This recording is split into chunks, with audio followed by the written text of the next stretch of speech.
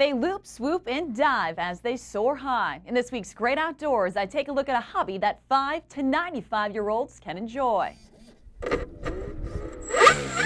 I've been doing this since I was a kid, and I like building and I like flying. It's a hobby that's on the incline. This is a third scale airplane. It's a 105-inch wingspan. Flying radio-controlled planes. This one is an acrobatic airplane. It's designed to fly upside down, right side up. This is an airplane. It obeys the same laws of flight as a full-scale airplane. It's no different.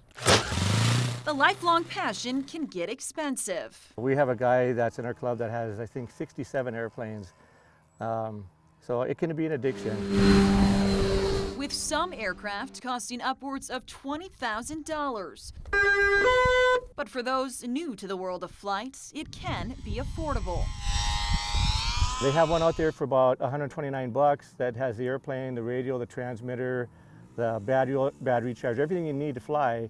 And it flies really easy, and it's a cheap way to get in a hobby. Well, these planes may look easy to maneuver. Pilots say it takes plenty of skill. Every flight is different because of the wind or your nerves and stuff. You just feel really good when you perform a maneuver with a lot of precision.